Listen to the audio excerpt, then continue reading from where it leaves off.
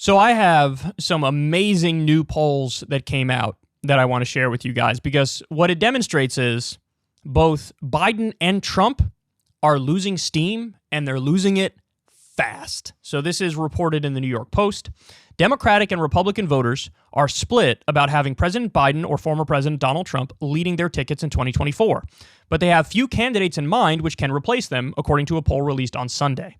The CNN survey conducted between January 10th and February 6th found that 51% of Democratic and Democratic-leaning independent voters wanted somebody other than Biden in 2024, while 45% hoped he'll be renominated. Asked the same question, 50% of Republican or Republican-leaning independent voters wanted Trump to be their standard bearer, while 49% are wishing for another candidate to enter the fray. Among Democrats who prefer somebody other than Biden, 31% said they don't want him to be reelected, 35% said they don't believe he could beat the Republican candidate, and 34% cited a different reason, including 19% who said the president is too old, 4% who want a better candidate, and 3% who want somebody different. Biden's going to turn 82 on November 20th, 2024. Questioned about who they would prefer instead of Biden, Senator Bernie Sanders got 5% support, followed by former First Lady Michelle Obama, 4%, Transportation Secretary Pete Buttigieg, 2%, and Vice President Kamala Harris, 2%. Okay, so here's the reality. The number for Biden is abysmally low for an incumbent president. Usually incumbent presidents, it's like he would be getting 80, 90% of it, and he's down there at about 50%. That's historically weak. I mean, that is astounding, honestly. You're the incumbent, which gives you an incredible amount of power and a huge lead on anybody else. And people are fleeing, man. They're fleeing. Now, the problem is, as they alluded to in that article, there is no deep bench. Like, there are no, bunch of options, which would be better than Biden. So people are fleeing, and they just don't know where to go. It's not being harnessed in any way, shape, or form. Now, on the Trump side of the equation, look, for somebody who just lost an election, like he just lost in 2020, his numbers are high given that fact, but still the idea that he's a lock, it's not true. It's not guaranteed. I understand he has the heart of the base and he's still the most dominant figure in the Republican Party, but that number is not too impressive. There's still a number of things that could happen, but more importantly, let me show you this next poll, which is amazing. CBS News poll, Republicans, regarding January 6th, the party should take no position either way, 44%. Criticize those who entered the Capitol, 40%. Support those who entered the Capitol, 16%. That's what Trump's doing. Trump is doing the least popular thing. He's supporting the people from January 6th. More. Republicans, what should parties talk about? Comparing January 6th to three top-picked issues. The economy, 90%. Inflation, 89%. Crime and policing, 84%.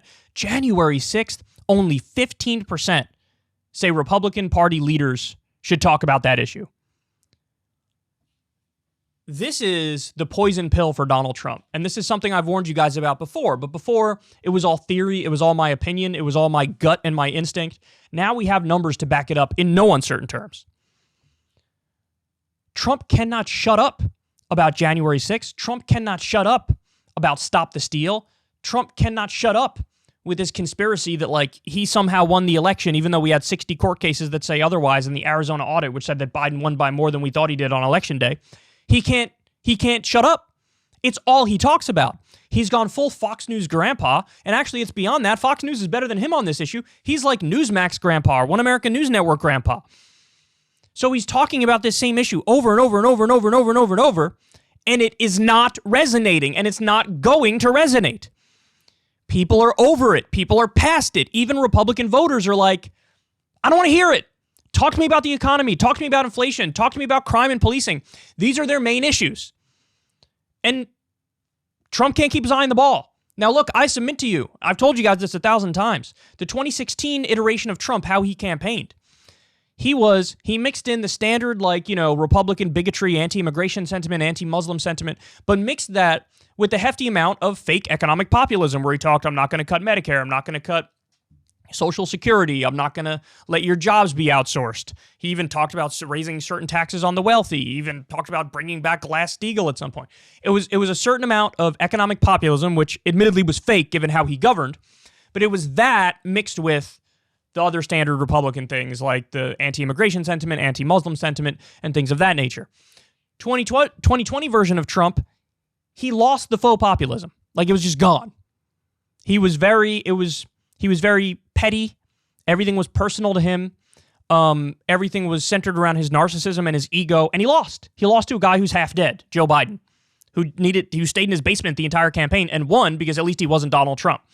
Well, now he's trying to make a comeback. He still has amazing numbers with his base, but there is zero appeal beyond his base, and even the Republican base says, shut up about Stop the Steal and January 6th. Shut up. I don't want to hear it. I don't care. Economy, inflation, real issues that affect our lives. This is the poison pill for Donald Trump because I don't think he has it in him to stop talking about it. I think it's going to be the majority of what he talks about even up until 2024. And he even said, there was an article that came out that said he wants to dump Pence when he runs again in 2024, if ultimately he's able to run again in 2024. And his litmus test is, do you have an undying loyalty to me where you back me no matter what? And do you agree that the election was rigged in 2020? That's his litmus test. The guy's too much up his own ass. So he's going to self-destruct. We're watching it happen right now. His own base is like, stop talking about this. So Biden and Trump are in trouble, man. They're both in trouble. They are still the most dominant figures in their respective parties, but they're on the decline. And it is a steep decline. So look out, man. Look, I don't want to mislead anybody here because the fact of the matter is, given everything, still the most likely scenario is like a rematch of Biden versus Trump in 2024.